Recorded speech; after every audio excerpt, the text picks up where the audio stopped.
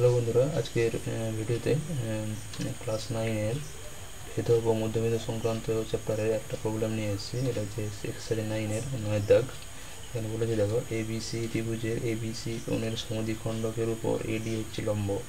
D বিন্দু দিয়ে BC বাহুর সমান্তরাল রেখাংশ ডি টানা হলো, যা এসি বাহুকে ই বিন্দুতে ছেদ করেছে। তারা প্রমাণ করতে বলছে এই এবং ইসি সমান হবে। ঠিক আছে,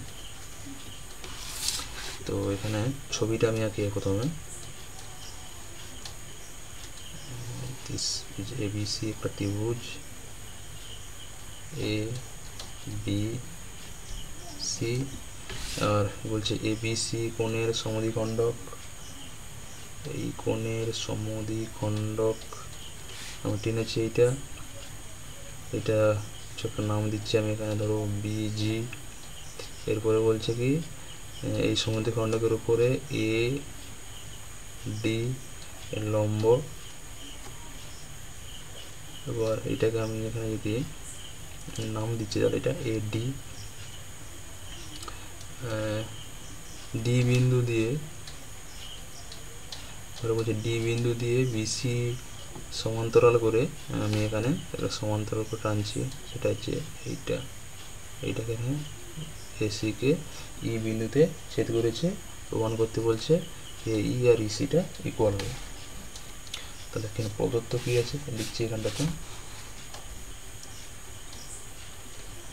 প্রদত্ত ত্রিভুজ এবিসি এর এবিসি কোণের সমদ্বিখণ্ডক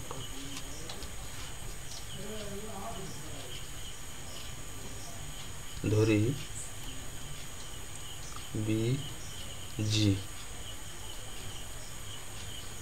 যার উপর এডি লম্ব। ডি বিন্দু দিয়ে বিসির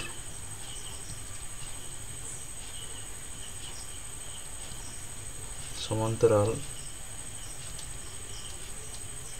রেখাংশ ডিই টা নিলাম, যেখানে ই হলো এসি এর উপরিস্থিত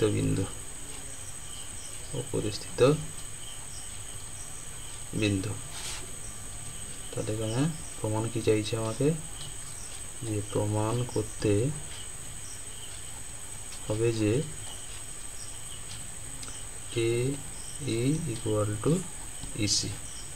ঠিক আছে,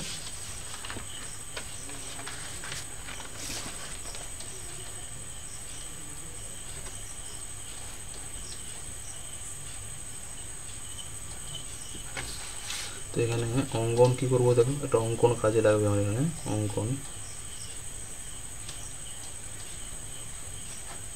অঙ্কন কি করব, এডি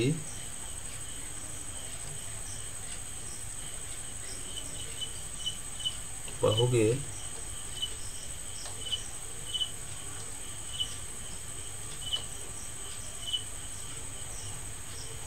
বর্ধিত করা হলো, যাহা বিসি কে এইচ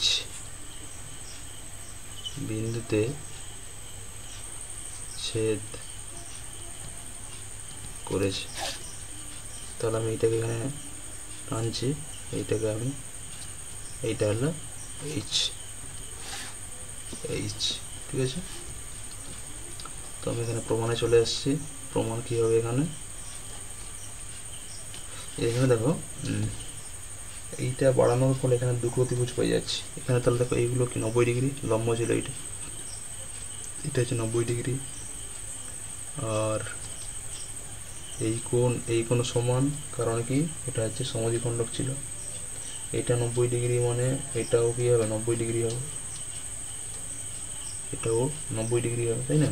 তো এটাই করছি এখানে। তাহলে এই দুটো ত্রিভুজ আমি এখানে ধরছি, ত্রিভুজ ABD ও ত্রিভুজ BDH এর BD সাধারণ বাহু আর কি ABD কোণ সমান DBH কোণ, যেহেতু BD হলো ABC কোণের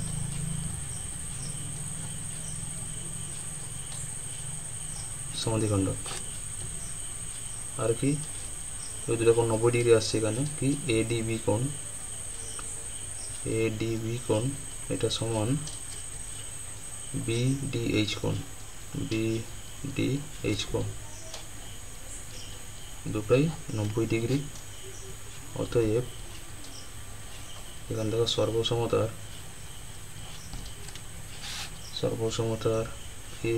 অ্যাঙ্গেল সাইড সূত্রানুযায়ী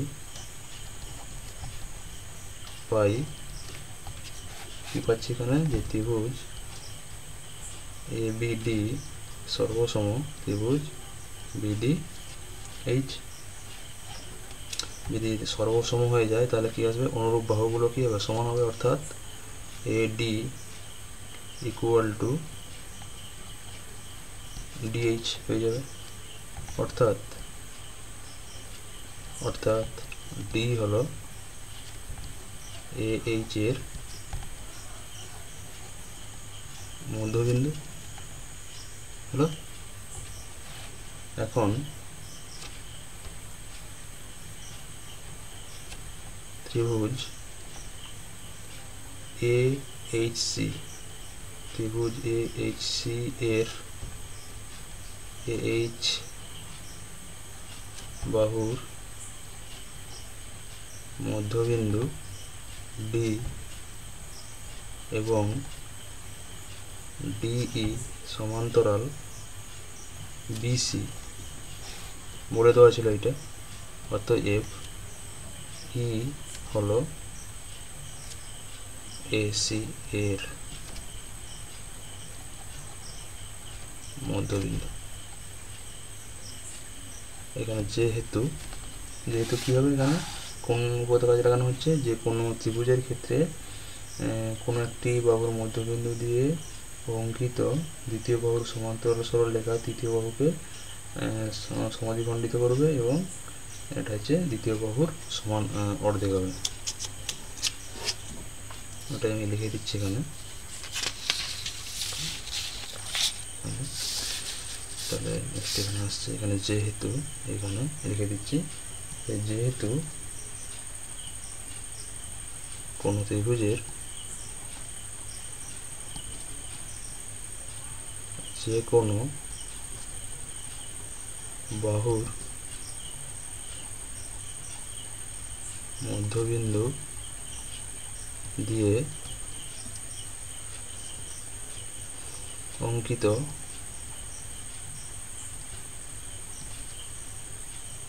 দ্বিতীয় বাহুর সমান্তরাল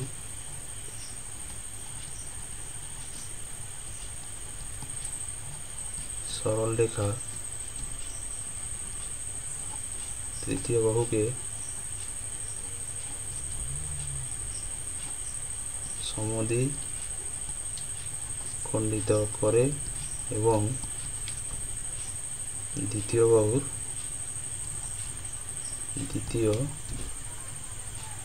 বাহুর দৈর্ঘ্যের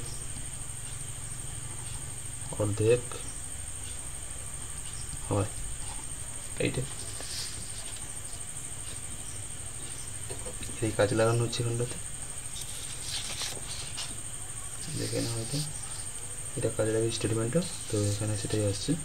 তো এখানে তাহলে এটা প্রমাণিত হয়ে গিয়েছিল, এখানে তাহলে লিখে দিচ্ছি প্রমাণিত।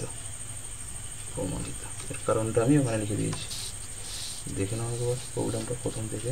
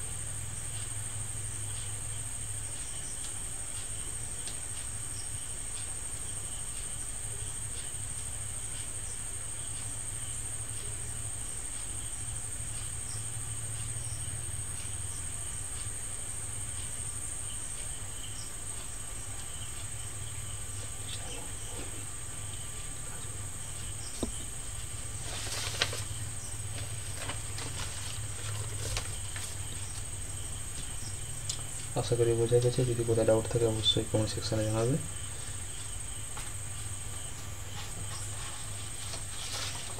অবশ্যই কমেন্ট সেকশানে জানাবে।